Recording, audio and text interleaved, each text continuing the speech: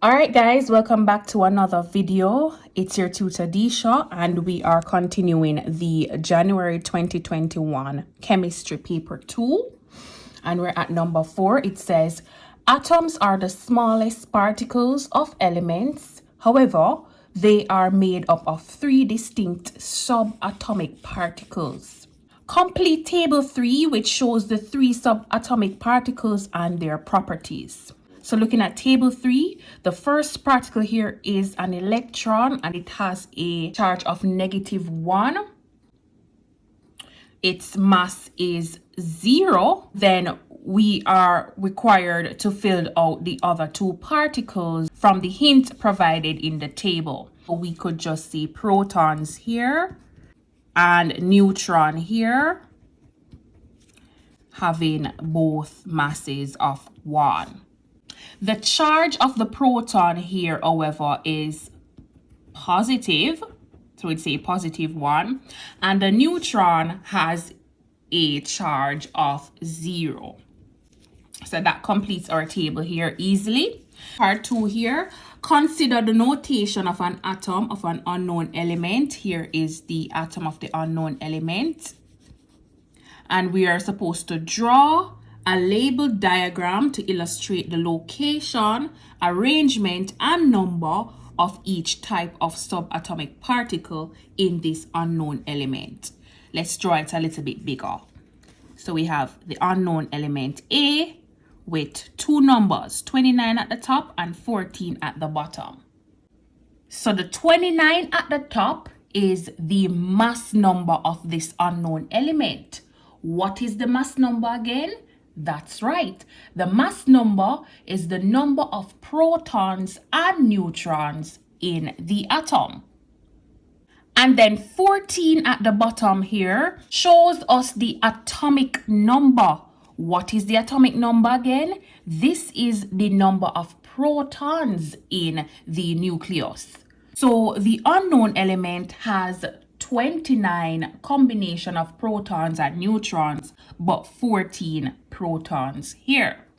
We need to draw an atom now to represent the subatomic particles in A. So the number of protons is 14.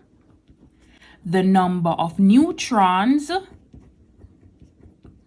and we find this by taking away 14 from 29, we get 15. And then the number of electrons is equal to the number of protons. So we have 14 electrons. All right, so let's go ahead and draw the distribution of the subatomic particles here in this unknown element. So let's go ahead and draw the nucleus. So we can, a small sphere to represent that. And the notations P for proton and N for neutrons. So in the nucleus, we have 14 protons and 15 neutrons.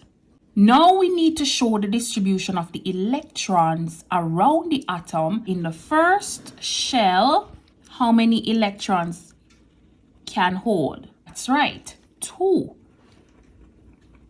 So 2 out of 14 leaves us with 12. In the second shell, how much can hold? 8. Very good. So we're going to put 8 electrons here. 1, 2, 3, 4. Doing good. So 8 and 2 is 10. How many electrons are remaining? 4. Very good. Give yourself a clap. You're doing amazing. You are doing amazing. So we will just now put the remaining 4 in this shell. All right, here is the diagram. But remember, in order for us to get our full marks, we must remember that they say a labeled diagram. So we must label this diagram. So where did we say that we found the protons and the neutrons? In the nucleus, right? So we call this nucleus. What did we say we found in shells? Electrons, right? So let's draw a line to represent electrons here. The electrons are found orbiting the nucleus in shells. Very good. So this is a shell here. All right, the protons and the neutrons are already signified here. So this is our labeled diagram. All right, so this was the first part of number 4. Let's move on to the second part of number 4.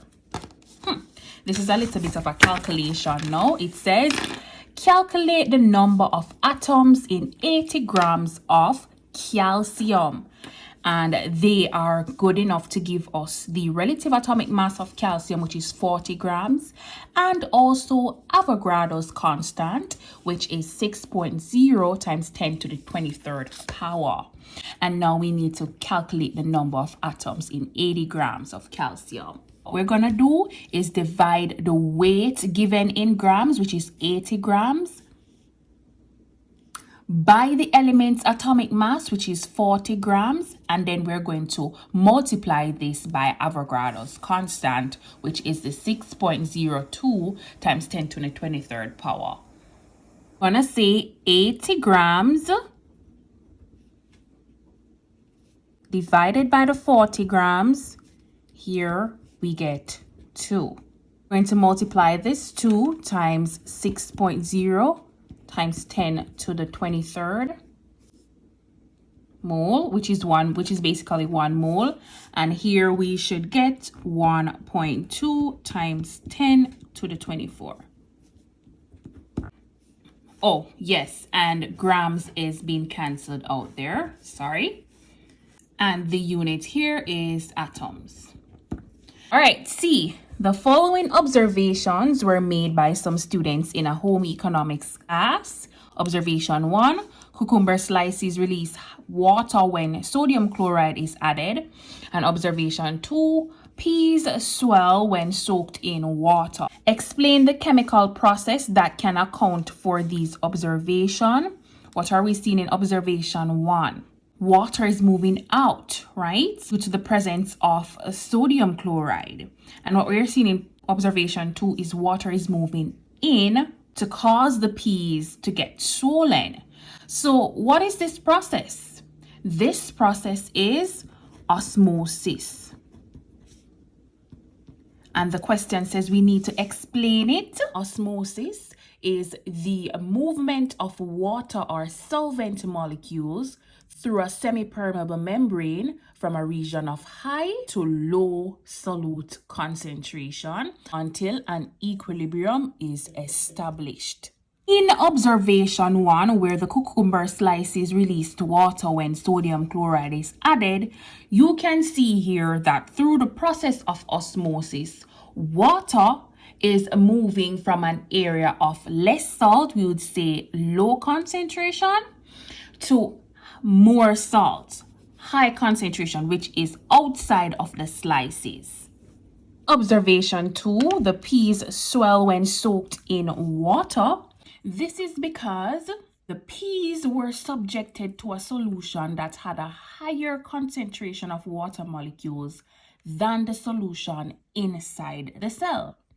And this is the reason why water will enter the peas via osmosis, and then it will swell or become turgid.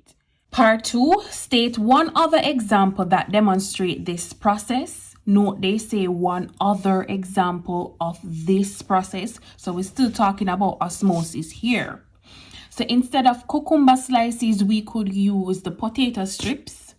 And for my bio students joining here, we did that experiment. So we can use potato strips. So use lettuce leaf, and both of these contain plant cells which can demonstrate osmosis, giving us the 3 general principles of the hypertonic, isotonic, and hypotonic solutions and their corresponding results. Moving on to number 5. It says figure 3 refers to the following reaction scheme involving 4 compounds A, B, C, and D. Carefully consider the reaction scheme and answer the questions that follow. So they say we should carefully consider the reaction scheme.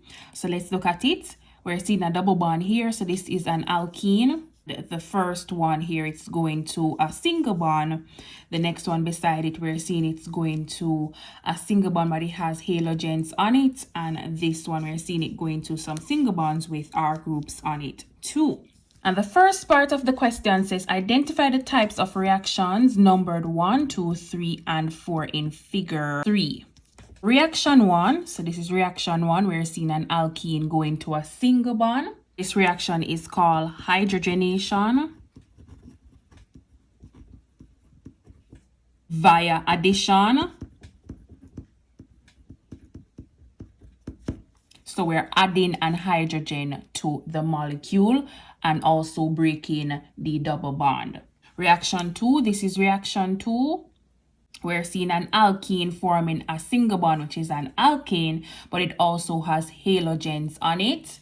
This is called halogenation via electrophilic addition.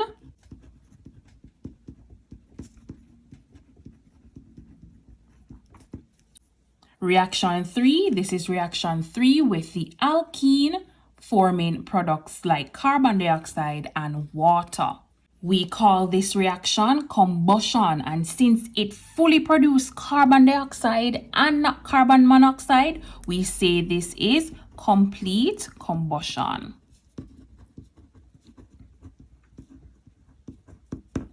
Lastly, the reaction 4, we're seeing the alkene forming a compound that has 2 more carbons and more hydrogens. We would say this is a polymerization reaction. Part B says we should identify suitable reagents and reaction conditions for which could be used for each of the following conversions. Compound A to compound B via reaction 1. Let's look back at it. It says compound A to compound B, compound A to compound B. So they're asking us for the requirements for the hydrogenation of the alkenes. We need a catalyst and we need specific temperature. Catalyst is normally nickel or palladium, and the temperature is normally 150 degrees. So asked us in part 2 for the reagents and reaction conditions to get compound A to compound B via reaction 2. Let's look at it. Compound A to C in reaction 2. So we're getting an alkene to an haloalkane. And this is halogenation. The condition, room temperature. Reagent is of course a source of bromine, which is the hydrogen bromide. C, given that R is an ethyl group, state the molecular formula for compound A. So they're saying there's an ethyl group here and they need the molecular formula for compound A. So this is C4H8. Let's hence write a balanced chemical equation for reaction 3. Reaction 3, we're seeing the alkene undergoing combustion to form carbon dioxide and water. So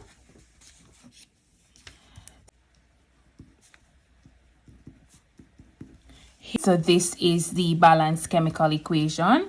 Let's describe a chemical test that can be used to distinguish compound A from compound B. Compound A is an alkene and compound B is an alkane. So the question is asking us for a test to distinguish between an alkene and an alkane. So for alkenes and alkanes, we can use the bromine water test. So when bromine water is introduced to alkenes in the dark, the bromine water is decolorized. And when we introduce the bromine water to the alkenes, the dark, then it remains reddish brown. There will be no reaction there. And that test can distinguish between alkene and alkanes. Number 6, it says some students investigated the action of dilute hydrochloric acid using a sample of solid sodium hydrogen carbonate. A. One of the students suggested that the reaction would yield a gaseous product. Describe a test that could be used to identify the gaseous product formed.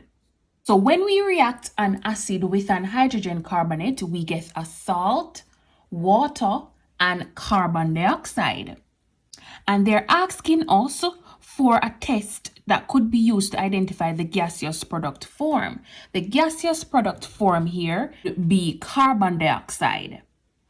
And when carbon dioxide is formed via downward displacement, we could bubble the gas into some calcium hydroxide solution in what we call lime water. And it will turn lime water cloudy. Part 2, a sample of the gas was collected in the lab by downward delivery. State the physical property of the gas which supports this method of collection. Physical property of the gas is that carbon dioxide is a dense gas. So it's denser than air, so the gas is going to sink and displace the less dense air upwards. And because of this principle, then that is why carbon dioxide is collected via downward delivery. Chemical equation including state symbols for the reaction between hydrochloric acid and sodium hydrogen. Hydrochloric acid plus the sodium hydrogen carbonate, water and carbon dioxide. So the salt here is sodium chloride. We got water and carbon dioxide. Some metals react with dilute acid to produce a salt and a gaseous product. Write an ionic equation for the reaction of magnesium and hydrochloric acid in its dilute form. We have the magnesium metal being solid plus the hydrochloric acid giving us the salt, magnesium chloride, and hydrogen.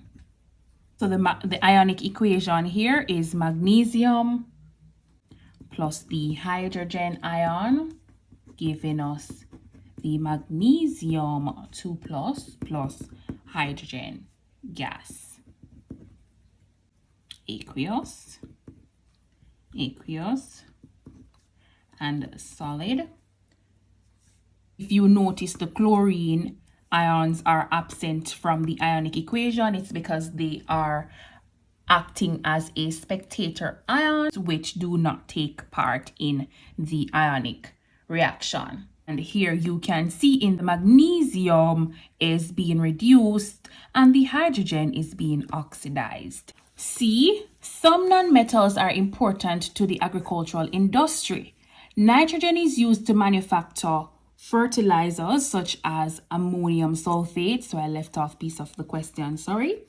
Some farmers use ammonium sulfate fertilizers in the presence of a base.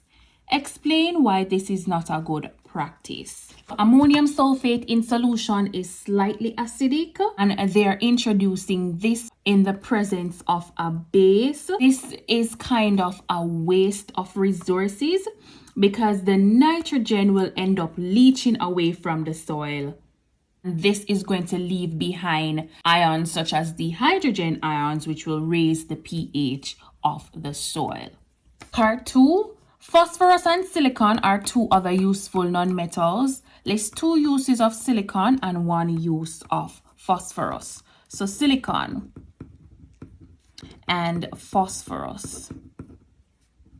So silicon is used to make alloys, which is therefore used in the construction industry.